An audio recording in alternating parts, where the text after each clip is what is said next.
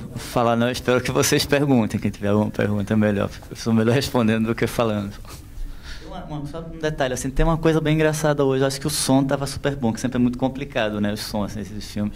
Mas o som da sala estava ótimo, assim, dos detalhes, de passagem, estava bem interessante. Boa tarde já, meu nome é João Júnior. Eu tinha várias perguntas, mas vou fazer só 3, que é para não tomar muito tempo. Primeiro, eu gostaria de saber que eu vi que o João Silvério Televisão foi entrevistado na fase de pesquisa. Eu queria saber qual foram as contribuições que ele pôde trazer para você na construção do roteiro. A outra pergunta é se você teve que fazer grandes concessões na sua ideia original devido ao orçamento, que eu sei que sempre é um ponto difícil. Eu também gostaria de saber muito... porque a ideia que eu vi esse filme várias vezes é que o Fininha ele tem uma história pregressa que não é contada, é claro, no filme. Então ele sabe muito mais da vida do que às vezes a ingenuidade da aparência dele mostra, né? E até que ponto, se você imagina que esse contato com o Show de Estrelas foi uma mudança no rumo da vida dele, ou se você pensou que era só mais um momento da vida desse personagem, porque depois ele migra para São Paulo. E é muito comum no Brasil, nos ciclos migratórios, os gays irem aos grandes centros, né, especialmente na década de 70 e 80, buscando uma maior liberdade. Se você pensou nisso, e se você, por algum motivo ou outro, tem influência do que chamam de teoria queer no filme, por causa da questão do cu, mas o Brasil fala sobre isso há muitos anos, antes da Beatriz Preciado escrever o blog dela, e muitas vezes a gente fica nessa ideia colonialista de que ela que trouxe essas ideias para o mundo. Mas se isso teve uma influência na construção do seu roteiro também. E a última pergunta, como é que você conseguiu colocar isso no circuito comercial assim de começo? Se foi fácil, se teve algum gargalo de distribuição nesse sentido? Obrigado. Bem, você vai me lembrando das perguntas que eu esqueci. A primeira é com relação a João Silvério. Eu moro em São Paulo, na época eu era vizinho de prédio de João Silvério, na Avenida São Luís, lá em São Paulo. E ele era amigo do meu namorado na época. E a gente conversou muito um pouco antes, assim, tinha alguns encontros com ele, eu estava preparando meu argumento do filme que eu ia fazer. E tem uma coisa assim, não é basicamente a história que me interessa o conceito de história, depois eu vou procurar uma história que caiba dentro do conceito, assim, onde ela melhor se adeque. E na época eu estava desenhando várias possibilidades, eu sabia exatamente o que eu queria, mas não sabia que janela iria colocar essa narrativa. E eu estava conversando com o João Silvério sobre Devassos no Paraíso, né, que é um livro assim, que acompanha desde a primeira edição, em 83, assim, tem lançamento, tenho conhecido com esse Silvério há um tempo razoável. E ele, dentro desse livro, ele contava a história do Vivencial Diversiones, que é um grupo de teatro que é anarquista que houve no Recife entre 72 e 81, mas basicamente assim, o grande boom dele foi entre 74 e 79. E ele estava falando, por que você não faz um filme sobre vivencial? Né? E foi engraçado que, nesse momento, essa janela que eu precisava para o conceito que eu tinha, ela cabia muito bem nessa construção. Então, era uma inspiração afetiva dentro de um acontecimento, que era o vivencial de Diversiones, que a construção da história, assim, ela é inspirada afetivamente, mas ela não é uma inspiração de personagens, nada, tudo é criado muito livremente, a situação, todos os conflitos tão livres. Mas ela cabia muito bem nessa proposta de discutir construção de utopia, mais ou menos como eu falei no começo, pelo menos a ideia de construção de futuro. Então, de certa forma, não sei quem conhece João Silvério aqui, assim, é uma pessoa que admiro bastante, mas é uma pessoa também assim, bastante ranzinza, às vezes.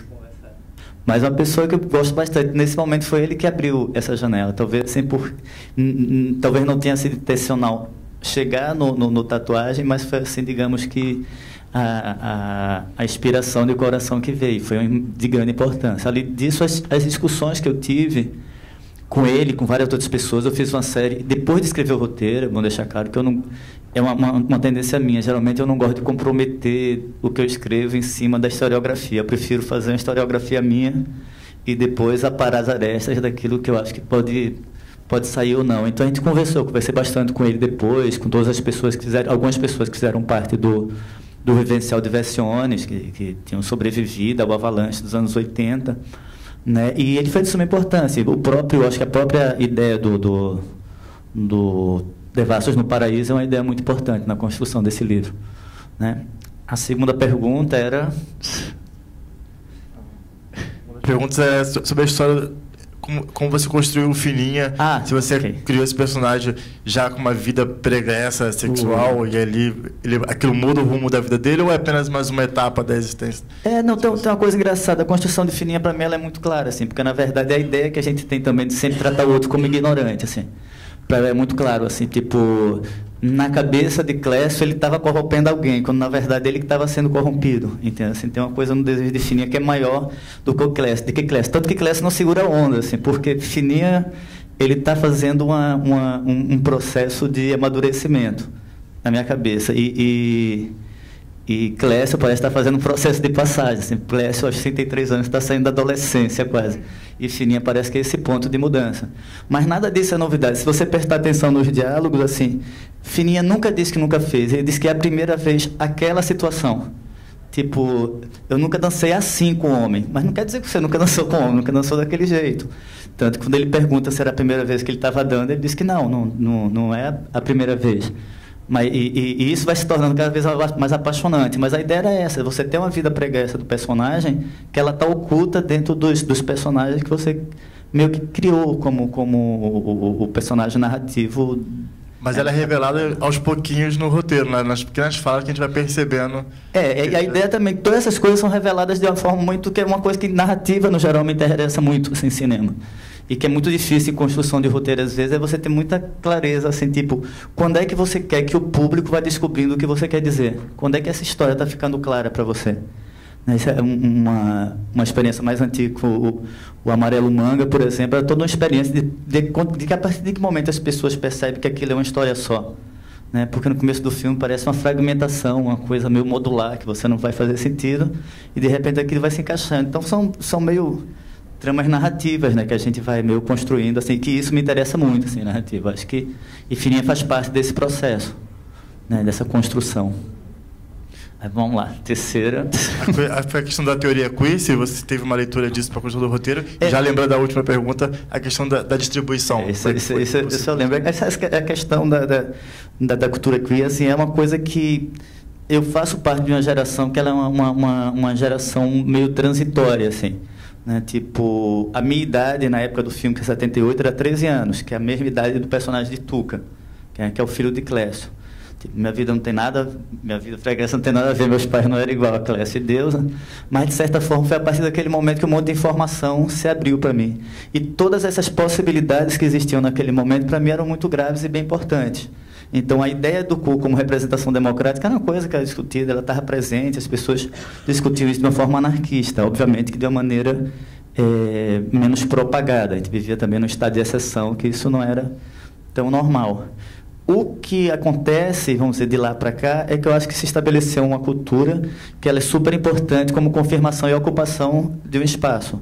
Né? Às vezes a gente para e pensa assim, será que o mundo ficou mais careta, cara? Porque parece, por exemplo, assim, que publicamente o que você vê hoje na TV, por exemplo, é uma coisa tão absurda, assim, tipo coisas bobas, como, por exemplo, você pega essas novelas da Globo, assim, na década de 80, tinha uma novela, que eu nunca sei o nome dela, mas assim, a abertura da novela era a música nu com a mão no bolso e um cara nu andando, e a abertura da novela era um close da bunda dele, assim, isso não era problema, assim, hoje passou uma cena, Zé Wilker morreu e passou uma cena de Dona Florencio dos Marias no Jornal Nacional, botaram uma taxa preta na bunda dele, disse, cara, qual o problema de uma bunda, assim, quem mal faz uma bunda, sabe, 40 anos depois? Mas, de certa forma, assim, eu acho que esse endurecimento tem a ver também com conquista, assim. Na verdade, assim, eu acho que esse endurecimento vem por causa de um jogo, não é somente moral, mas ético, de um outro lado, sabe? Que quando sente que você está ocupando um espaço de uma maneira mais efetiva, eles reagem também de uma maneira mais efetiva. Então, de certa forma, essa dureza não tem a ver com encaretamento, tem a ver com a dureza que o Estado trata algumas questões, sabe? Questão de comportamento e questão de ocupação de espaço. E eu acho que isso é uma coisa muito importante. Né? Teve outra pergunta que você fez antes de responder com a distribuição, que era a questão de se eu me... Assim, do orçamento, né? Que era a questão sobre se eu tinha, tipo, me limitado, se alguma coisa... Não, em nenhum momento, assim. Esse espaço de criação, para mim, é extremamente livre, assim. E, obviamente, quando você está criando uma coisa, quando você não vai dirigir, já faz parte de um projeto. Quando você vai dirigir, você está muito mais comprometido com isso. Mas você sabe o tamanho da produção que você tem. Então, de certa forma, você vai pensando soluções para aquilo que você quer narrar. Obviamente, às vezes você chega com uma proposta. Por exemplo, no Febre do Rato, quando eu estava escrevendo, tem a história de um desfile militar. Eu me lembro que a produção fez... Hilton, um desfile militar... produzido, você sabe a merda que fica, né? Vai ficar horrível, não sei o que fiz. Não, cara, filme no dia 7 de setembro, invade a rua e filma como fosse do filme, ninguém vai saber. Deixa lá, como filmante, foi isso que foi feito, assim. Foi assim, eles começaram a criar uma excitação, marcar a data de filmagem, tinha que coincidir com o 7 de setembro, aquela data estava marcada, tinha o que você tem que inventar para ocupar aquele espaço, o risco que os atores corriam, assim, tipo... Tinha uma produção, a produção da gente é pequena, então você ficava meio alerta para o que poderia acontecer ali. Eu me lembro que tem uma cena do Febre do Rato que Tairandi ficou lá do outro lado do desfile, a câmera ficou do lado de cá, e Cláudio Assis, né, que é o diretor, ficava dizendo, quando eu fizer um gesto mais expansivo é que a gente está filmando. E ele, do outro lado, ele fazia aquilo, foi um gesto expansivo de Cláudio. Vocês conhecem Cláudio, ele não sabia distinguir o que era um gesto expansivo. Aí ele fez, é melhor interpretar o tempo inteiro, eu não sei mais, porque Cláudio só fala assim, né? Então, cara, que porra está acontecendo? Mas é assim, então, assim, você imagina também de que forma você vai na questão moral em relação às coisas, isso foi uma coisa que nunca eu me poupei, entendeu? Assim, acho que parece meio frase feita, mas é isso, assim, o que me move às vezes são discussões éticas, assim, tipo a questão moral e a questão individual de cada um, sabe? A moral em si ela não me diz muita coisa, mas minha posição ética em não levar isso em consideração, tá? Se eu for realizar um trabalho em que isso seja podado, por exemplo, esse trabalho não me interessa, né? Se você toma algumas definições na vida, e não é só pelo embate não, é somente porque não faz sentido, assim. Eu não gostaria de trabalhar numa coisa que eu gosto tanto com limitações, né? Quando você se limita, você basicamente dá um passo para a sua infelicidade, assim, meio triste. E a última coisa, essa coisa de distribuição, a gente teve um apoio desde o início, por conta até de lei, de edital, de um monte de coisa, que era ter um distribuidor, né? E a gente fez uma aliança com a Imovision, de distribuição e exibição, que estava lá. Mas a gente não teve muito problema. Assim. O problema, acho que a gente tem hoje, é o problema básico do cinema brasileiro, assim, que é uma porta fechada para a exibição dos filmes. Né? Isso acontece, e hoje a gente está muito feliz. Por exemplo, Tatuagem é um filme que está ali com cerca de 50 mil espectadores. Até hoje é considerado uma fabulosa essa quantidade de gente. E que é fabulosa para o que está acontecendo hoje, mas não deveria ser fabulosa para cinema. Sabe? A gente pode muito mais, assim. E é uma coisa que eu sempre falo. Como o entretenimento virou um mercado muito pesado, sabe? Assim, tipo, parece que você é colocado no seu local certo. Você tem que ficar feliz com o espaço que te deram, né? E, de certa forma, você garante os 10 milhões, 8 milhões de alguns filmes que são colocados por uma imposição de mercado, assim. Isso não tem nada a ver com os filmes em si. Então, obviamente, tem um monte de filme que é uma merda que eu não gosto, tem filmes super comerciais que eu acho sensacional. O que eu não suporto é a tirania, entendeu? Dessa lei que obriga você a ser reserva de mercado do olhar dos outros, né? Porque a gente está falando de indústria, falando de negócio, e está falando da segunda maior indústria do mundo, que é a indústria de entretenimento, assim. Que isso eu acho um dado bem engraçado, assim. Em 2005, a indústria do automóvel perde para a indústria do entretenimento. Então, tem que saber que a gente não está brincando com dados pequenos, são dados muito grandes e que as pessoas não querem perder, né? Mas, assim, a gente teve nesse sentido, chegou a ter uma boa distribuição, mas eu acho muito aquém do que merecia ter essa safra de filmes brasileiros do tamanho dos filmes que a gente faz. Eu acho que os 3 filmes que estão aqui representados nessa mostra são bem referentes em relação a isso. Um com maior ou menor densidade, mas muito menor daquilo que poderiam alcançar, né, por causa da falta de janela, de exposição. Complementando a pergunta dele, eu quero saber, eu percebi ali nos editais que você participou para receber a premiação para produzir o filme, se você pode exemplificar 1 ou 2 casos em que exatamente essa situação que a gente conhece do cinema brasileiro, de preferência a um tipo de gênero e outro não, por uma questão de público e questão comercial. Que experiência positiva e negativa que você teve, porque o filme, visto e pronto, se tem essa referência, ainda mais para quem não conhece toda a história do filme. Mas, para defender isso no edital, no fundo setorial ou outros editais, você pode dar esse exemplo de como que foi essa impressão, principalmente de quem analisou, e a sua impressão de quem analisou, né? Ou seja, de qual foi o critério que eles utilizaram. Eu acho que talvez a experiência mais interessante tenha sido a experiência do fundo setorial. É um fundo que ele prioriza alguns dados, são relevantes, são estudados. E a gente tinha mandado o Tatuagem, e o Tatuagem ele não chegou a ir para o pitching. E eles mandam para você um relatório dizendo por que não aconteceu. E a estrutura que eles tinham, posso estar enganado também por conta de memória, mas eram duas pessoas davam parecer, e uma terceira, que era ligada, duas eram de algum ministério, a outra ligada à Ancine, mas assim, duas davam parecer e a terceira dava uma leitura geral desses pareceres. E quando a gente tinha tipo 10 dias para você recorrer do resultado. E quando a gente pegou que foi ler, que é uma coisa que eu também indico a todo mundo, ler para saber o que aconteceu, assim, os pareceristas davam notas muito boas para a gente. E no final a nota que estavam dando era uma média de nota 3, que uma média 3, dentro do que eles queriam, colocar você numa média que você nunca ia para canto nenhum, assim.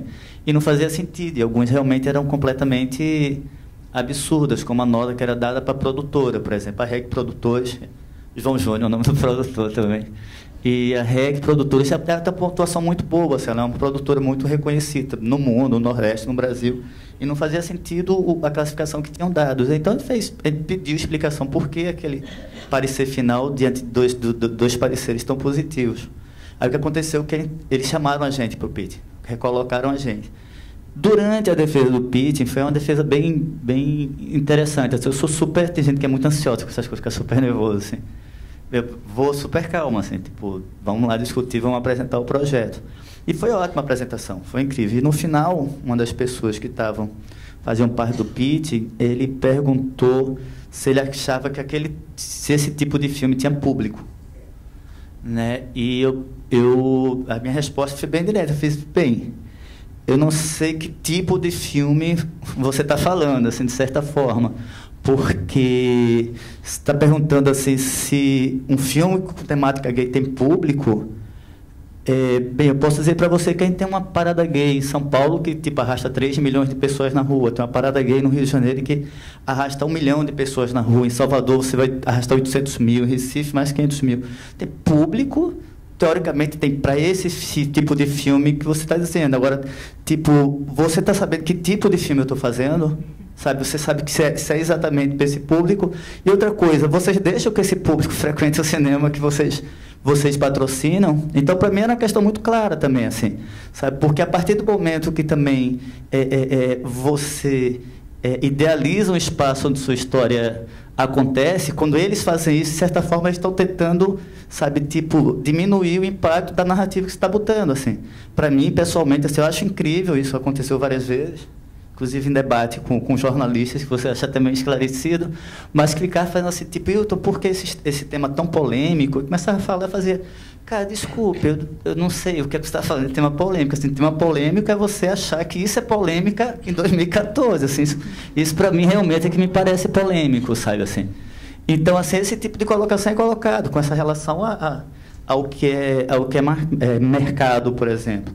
Eu sei muito pouco o que é mercado. Tem pessoas que têm umas fórmulas incríveis para representar coisa, para definir coisa. Assim. Eu sou completamente ignorante nesse sentido, assim. Sabe, não sou ingênuo, é outra coisa, assim, tipo, talvez não me interesse. Mas me interessa, assim, me interessa correr risco, me interessa tentar estabelecer um diálogo. Esse diálogo que eu tento estabelecer não é por passividade, não. É por provocação, assim, mas tentar promover um tipo de diálogo. Não é que esse diálogo também precisa ter uma plateia muito grande, não. Assim, às vezes a qualidade dessa plateia talvez seja mais interessante que a quantidade. Mas me interessa promover isso, sabe? Tipo, você saber exatamente o que é que existe na aparência daquilo que você está fazendo e o que é que tem por trás dessa aparência, o que é que se aprofunda. para concluir, eu quero te perguntar uma coisa. Dentro de todo esse processo que você explicou, houve, eu não vou nem dizer sugestão, mas houve uma cobrança do mercado. A distribuidora, como é uma distribuidora, eu acredito que eles não devem ter solicitado isso, de que você tivesse que ter no filme atores conhecidos para tentar trazer esse público, que é esse público que o mercado exige para distribuição, ou não? E se houve, não precisa citar nomes, mas como que você justificou isso? Tá, okay. Não, isso nunca... Tem uma conquista, que eu acho que é uma conquista de determinado espaço, assim, que ele terminou sendo muito valioso para a gente, né? A gente conquistou uma certa cinematografia que você termina tendo uma certa autonomia, né? Você pegar o estado de Pernambuco, tinha um edital que agora virou lei, que é o Funcultura, que é uma lei super interessante, e essa lei, esse edital não foi feito a partir de uma premissa do Estado, foi uma conquista de classe, foi uma imposição das pessoas para fazer o cinema. Então, logo, a gente não tinha nenhuma... partia do princípio que a gente não devia nada nesse sentido. Quando a gente chega agora para os distribuidores, que você vai falar essa coisa de atores, hoje, para os filmes que a gente faz, eles ficam muito mais excitados com a ideia de saber quem é que pode aparecer nesse filme, na verdade, do que, na verdade, se a gente traz alguém conhecido. Mas isso não é uma regra. Isso não é uma regra porque te pega dois diretores, como o Lírio, por exemplo, e Cláudio Assis, que eu acho sensacional, por exemplo, Cláudio Assis faz, assim.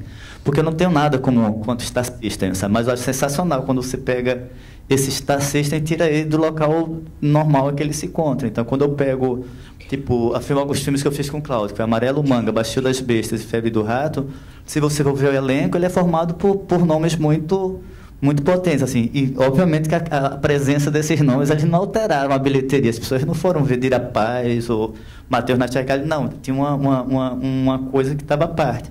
Mas, assim, uma história curiosa somente é que uma vez, quando eu fui falar para um amigo meu, lá de São Paulo, que era jornalista, ele perguntou, tem os atores do seu filme, se eu conhecia? Eu disse, não, a maioria das pessoas são atores de teatro de São Paulo e de Recife, artistas, na verdade, porque tem gente que era bailarino, o design, não sei o que. Meu interesse era juntar um grupo de pessoas e atores que eu ia pesquisando, assim. E o único ator conhecido que tinha, nesse métier maior, tipo, era Irandir Santos. Eu achei engraçado que ele fez.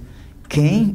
Irandir Santos. Fez, nossa, o mais conhecido é Irandir Santos, eu nunca ouvi falar dele. Pois é. Obrigado. Boa tarde. Eu queria saber um pouco mais da sua trajetória com Cláudio Assis, como que quando você faz um roteiro, você já faz um roteiro pensando para ele dirigir, ou ele que te chama para escrever um roteiro para você, como que é esse processo de vocês, que é interessantíssimo? A minha relação com o Cláudio é muito de parceria, assim, na verdade. Vamos dizer que a gente trabalha, na verdade, em relação a projetos. Assim. Os 3 projetos maiores que eu fiz com o Cláudio Assis foram esses 3 filmes. Estou acabando um agora, vai começar a filmar agora em agosto, que eu e a Ana Carolina está fazendo, que é a adaptação do livro de Chico Sá, O Big Jato. Mas esses 3 projetos iniciais eram mais ou menos uma trilogia que tinha meio que a gente tinha uma conversa, tinha meio, vamos fazer essa trilogia, que ela tinha o Amarelo Manga, o Bastil das Bestas e o Febre do Rato, né? Essa parceria com o Cláudio, assim, tipo... Você pega um roteiro, por exemplo, como eu escrevo para a Cláudia, é muito detalhado de coisas. Por quê? Porque eu sei exatamente o que a gente está fazendo, eu sei para onde ele vai, então isso cria uma espécie de não é só de parceria, não, de cumplicidade bastante grande. Isso também vai estar na equipe técnica, na arte, vai estar na fotografia. Então, o processo que eu tenho com o Cláudio é um processo de liberdade completa, assim, completa. E uma liberdade completa que ela não é unilateral, não. A liberdade também está do outro lado, assim. Não sei, as pessoas conhecem muito Cláudio Assis público, sabe, assim. E Cláudio Assis privado é outra pessoa, digo que ele é o melhor promotor de si mesmo. Mas nesses anos, assim, digamos, eu comecei a trabalhar com Cláudio. Em 1996, o Baile Perfumado estreou em Brasília, né, que eu tinha feito o roteiro também. Em 1996, na estreia do Baile, a gente já estava com o projeto do Amarelo Manga pronto. Né? Então, de 1994, mais ou menos, quando eu comecei a andar para conhecer Cláudio mais de perto, até hoje, eu nunca tive nenhuma briga com Cláudio, assim, nunca teve nenhuma disputa, nenhum arranca-rabo, nenhuma briga séria, assim, não mesmo, assim. Às vezes, no máximo, um bêbado fala merda numa mesa de baile e depois esquecer. Mas nunca teve esse tipo. Então, assim, é uma coisa muito mais pautada por isso, pela construção de um projeto, que a gente sabe onde é que esse projeto se encontra, sabe que o que ele necessita. E também a paciência é bem grande, assim, tipo, eu gosto muito de detalhar roteiro, assim. Tem umas coisas, tipo, eu adoro escrever diálogos, assim, um monte de nuances, então tem um monte de diálogos que as pessoas pensam que é muito liberdade dos atores, mas não, às vezes assim, você vai criando uma coisa tão grande que você dá liberdade para eles acharem que são donos. Mas eu gosto de certas brincadeiras, de tempos que são pensados, coisas que são inventadas. E isso, quando você escreve para você, é uma coisa. Quando você escreve para outro, é mais complicado, porque obviamente você não pode dar ordem para o diretor. E com o Cláudio, a gente nunca vai correr esse risco. A gente sabe exatamente onde está jogando, qual é o campo que está jogando. A gente sabe que a gente tem... É meio ridículo isso, mas vamos dizer que o limite da gente é a liberdade. Então não tem muito problema assim, discutir isso. Talvez porque também assim, a gente também fica num nível muito específico, sabe, de comprometimento ali, né? de proximidade, sabe? Que também é um tipo de cinema que me interessa bastante. Boa tarde. São duas perguntinhas. A primeira, como é que foi o processo de criação da trilha sonora, que ela parece quase um personagem extra, né? No filme ela diz bastante coisas e pontua bastante discurso, foi o que eu vi. E a gente tem acompanhado muitos filmes vindos do Nordeste e sobre o Nordeste, Som ao Redor, o Praia do Futuro também. O que você acha da autodeclarado título do Rio de Janeiro como capital cinematográfica da América Latina? Porque eu quero saber quem foi que inventou isso. E se ainda existe muito essa preocupação de concorrência, porque se você se auto-intitula capital latino-americana de cinema, que não tem mais o que se fazer, né? Tipo, fecha a porta e vai todo mundo embora. Vamos lá, as duas perguntas. Desculpa, eu fiquei rindo da segunda, esqueci a primeira. Como é que foi a criação da trilha sonora?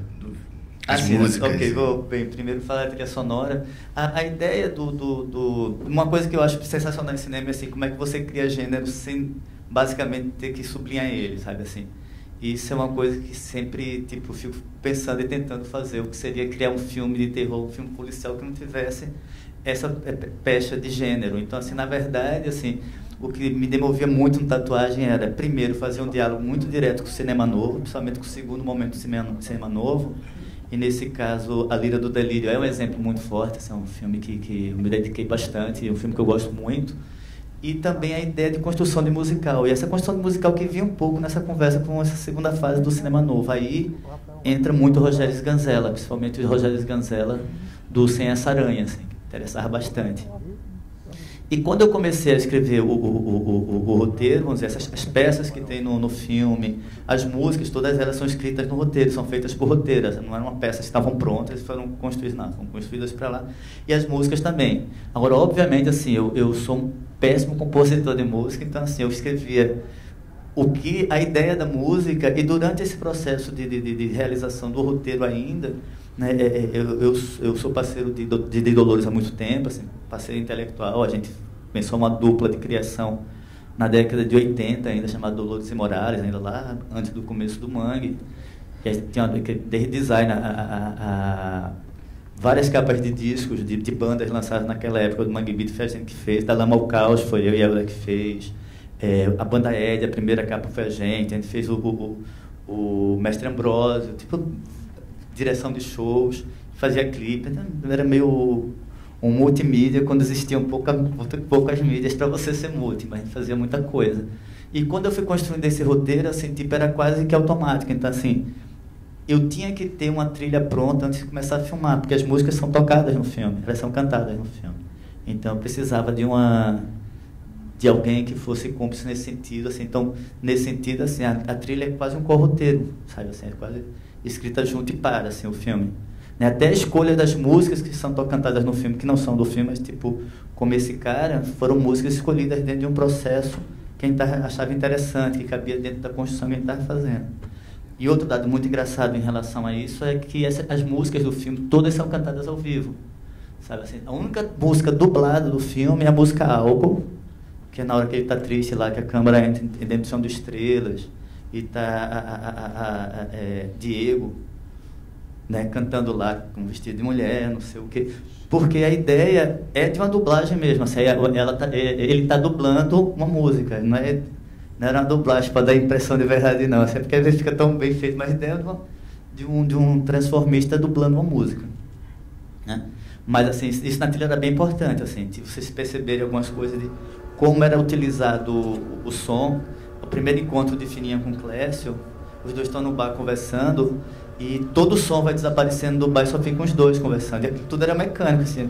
Ensaio todos os atores que iam baixando as vozes até que só os dois ficavam conversando, sabe? Mas era tipo, como é que eu vou fazer fechar um quadro sonoro, né? E aí, assim, essa coisa do Rio de Janeiro, eu acho que tem títulos que você se impõe, sabe? Assim, tipo, eu vim de Recife. Recife é a cidade que mais se impõe títulos que não existem. Sabe, que eu adoro, assim, tipo, tem uma avenida que a avenida quer chegar no Recife, que é a maior avenida em linha reta, em perímetro urbano da América Latina. Assim, que porra é essa, cara? São Paulo é a capital da gastronomia, sabe? Capital da gastronomia, que até Lima tem mais gastronomia que São Paulo, às vezes. Eu acho que são nomes que você coloca, assim, obviamente, quando você faz isso, você está ocupando território. Você está falando de uma cidade que tem um charme incrível, uma cidade super bonita, sabe? Mas, assim, o que, na verdade, essas posições, como, por exemplo, isso pode estar atrelado também a essa condição de São Paulo como uma cidade, essa locomotiva que move o Brasil, e quando você faz isso, você não ocupa somente espaço publicitário, não. Você está exigindo também sua parte daquilo que tem que ser produzido. Então, quando você se coloca desse jeito, quando você faz algum tipo de diletantismo, todo mundo acha engraçado. Mas quando eles percebem que não é mais diletantismo e está colocando em jogo a própria questão narrativa, isso já não é tão engraçado. Então, assim, eu não quero ser somente a capital latino-americana do cinema, sabe? Eu quero que ninguém também bote sombra sobre isso que está sendo feito. E isso que eu estou falando não é do cinema feito no Rio, não, que eu acho que hoje é feito o cinema de Rio e São Paulo, que são dois eixos produtores, mas tem uma produção do Rio de Janeiro. Eu acho que as pessoas que estão próximas ali do Cachaça, sabe, essas coisas, sabem que cinema é esse que eu estou falando, que é um cinema super importante, assim. Só que existe um cinema de uma potência comercial, e também nada contra essa ideia de cinema comercial. Eu só acho a maioria dos filmes muito ruins. É outra história que a gente poderia estabelecer outro discurso. Mas é como uma coisa sombreia a outra, entendeu? E esse cinema, esse tipo de imposição, termina jogando uma sombra competitiva meio desleal, assim. Tanto que essas leis que a gente está falando de fundo setorial, BNDES, você, quando concorre com uma produtora pequena, você concorre com a mesma produtora, com a Globo Filmes, por exemplo. Ou seja, você bota um cavalo mirrado e um puro sangue correndo na mesma raia, sabe? Aí quando você se salva, você parece herói, você parece propaganda, tomou alguma coisa, ficou forte, venceu. Golias vendeu Golias vendeu Davi, sabe? Esse tipo de metáfora, assim, acho que parecem brincadeiras, mas não são, assim. Então, essa coisa de nominar é um golpe publicitário também. Mas eu nem acho que o Rio de Janeiro seja a capital latino-americana do cinema, nem acho que São Paulo seja a capital, tipo, da gastronomia, querem quase dizer no mundo. Nossa, tá incrível. Talvez, assim, a gastronomia mais cara, no geral, eu acho que é. Eu tenho mais duas perguntas, porque então... Primeira pergunta é que a primeira vez que eu vi o título desse filme, eu supus uma coisa que não aconteceu, que eu imaginei que teria a música que o Chico Buarque canta, que não sei se é dele, que fala que o amor marca a pele feito tatuagem. Essa música nem existe no filme, eu queria saber se ela não existe de propósito, se ela foi pensada ou nunca foi pensada, foi uma loucura da minha cabeça. E outra coisa que eu queria saber é como é o seu trabalho com os atores. Como é que você constrói os personagens junto com os atores? Se tem muito laboratório, se não tem, se tem uma conversa durante semanas, ou se não tem, se é uma coisa muito rápida. Como é que você dirige os atores? Como é que você constrói esses personagens junto com eles? Com relação à tatuagem, assim, a única relação com a música de Chico Buarque era só essa relação de pesquisa de música de época, a música que se referenciasse muito àquele momento. Tatuagem era uma música muito, muito mítica nesse sentido. Mas o filme nunca teve pautado pela música, assim. Mas, obviamente, era uma música que tinha sido pensada. Tipo, em vez desse cara, ele podia cantar Tatuagem, por exemplo, naquele momento. Mas aí teve um momento que parecia... Aí parecia que você estava ficando também muito refém de um título, assim. E Tatuagem, por exemplo, não é um nome que alguém possa ser dono, assim. Tipo, então, ele se afastou um pouco. Mas não era a ideia do filme, a música. A segunda pergunta, eu esquecendo todas as segundas perguntas. Dos atores. Assim, não. O trabalho de atores, assim, no caso do Tatuagem, acho que atores você trabalha o que você quer, né? O que interessa, na verdade, é o que você vai ter como resultado. No caso do Tatuagem, eu queria um tipo de atuação que tivesse um coloquialismo muito claro assim, dos atores, quando estivessem representando a realidade deles, mas que tinham que representar de uma maneira como atores muito caricatos quando estivessem no teatro. Esses atores que estavam no teatro, eles estavam muito mais se manifestando do que, na verdade, fazendo aulas de interpretação. E, no entanto, acreditavam muito na arte. Então, são dois níveis de interpretação que são diferentes, mas são dois níveis de interpretação. Quando você coloca no cinema, você tem que saber exatamente como equalizar isso. E a equalização, o grupo de teatro, por exemplo, a gente reuniu eles 6 semanas antes do filme. Eles ficaram morando juntos numa casa e começaram a, estava tudo escrito, as peças que tinham, e durante todo o processo eles tinham que criar as interpretações que iam fazer no filme, como fossem números teatrais, e eles traziam para a gente, e a gente ia trabalhando. Amanda Gabriel, ela era uma pessoa super presente, uma pessoa que me ajudou a preparar toda essa galera, estava lá, e sempre ia trazendo coisa. Então, de certa forma, o que a gente queria e conseguiu era criar, principalmente no núcleo do teatro, uma vivência que parecesse muito longa, mas que fosse realizada, construída em 6 semanas de ensaios, de experimentos, de laboratórios. Agora, assim, é o tipo de filme que você quer fazer, sabe assim? Às vezes eu acho muito reducionista, tipo, achar que esse tipo de interpretação é o correto. Não, às vezes é o tipo de interpretação que você tem para o filme que você quer fazer. Tem as pessoas que falam de alguns filmes, porque fulano é muito teatral. Cara, depende, se você quiser uma interpretação teatral, você não é escravo de naturalismo, sabe? Assim, não existe isso. É como você vê os filmes de Bressani, sabe? Você vê Cleópatra, é incrível, sabe? Você, tipo, botar uma atriz quase que cantando como Dalva de Oliveira, falando como Dalva de Oliveira canta, é sensacional. Mas o que é que você está querendo fazer com o teu filme? É isso que é mais importante na interpretação, né? Isso me interessa. Agora, assim, tipo, no caso da Tatuagem, não, a gente queria, assim, é uma coisa que eu fico super feliz, que eu acho que o resultado do elenco tem muita unidade, assim, você não sente muitas diferenças. E o trio principal, eu acho que eles são sensacionais, assim, que é Rodrigo Garcia, Jesuíta e Irandi, assim, foi meio um presente, 3 pessoas incríveis de trabalhar, sabe, muito comprometidas com o que estava fazendo. Boa tarde, na verdade não é bem uma pergunta, é mais um agradecimento. No final desse mês eu vou interpretar um transformista no teatro e eu estou fazendo várias pesquisas sobre várias coisas e o filme para mim foi muito importante, ainda mais agora, depois de tudo que você falou. A minha maior dificuldade era que me diziam que eu era muito caricato e eu estava muito caricato para fazer o transformista. E durante o filme eu ficava vendo esse lugar da verdade dos atores enquanto pessoas mesmo vivendo e no lugar deles do teatro. E eu gostaria de agradecer a você por conta disso. Foi muito bom hoje para mim. Eu ainda não tinha assistido o filme. Eu já tinha pesquisado, já tinha ouvido falar.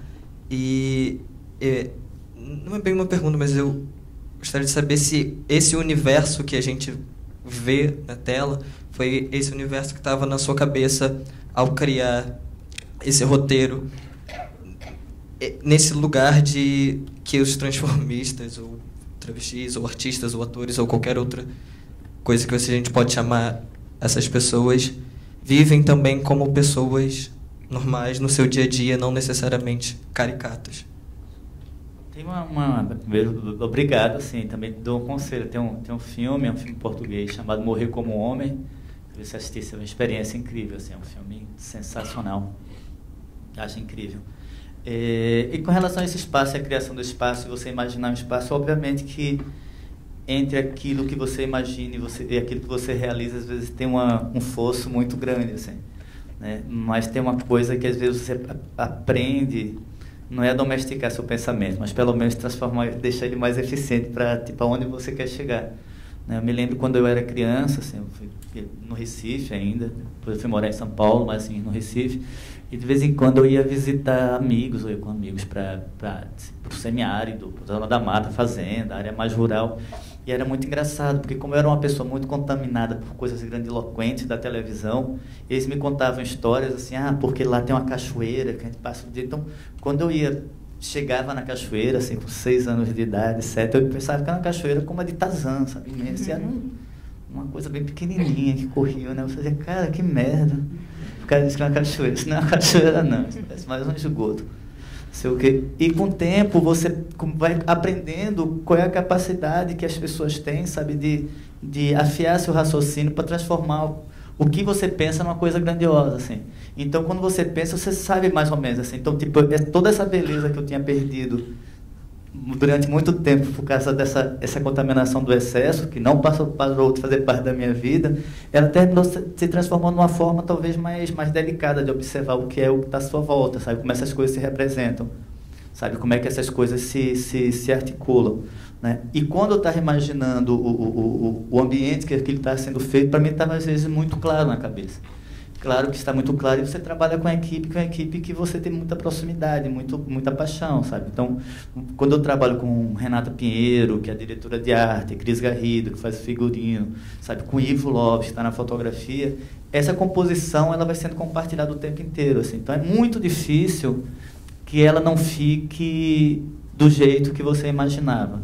Agora, do jeito que você imaginava era exatamente do jeito que você escreveu? Não, do jeito que imaginava é do jeito que as pessoas lhe seduziram para as coisas chegarem onde elas estavam. Então, a construção desse espaço, acho que faz parte um pouco dessa experiência, desse caminho, nesse compartilhamento, assim, né? E da credibilidade para o que você está vendo, assim.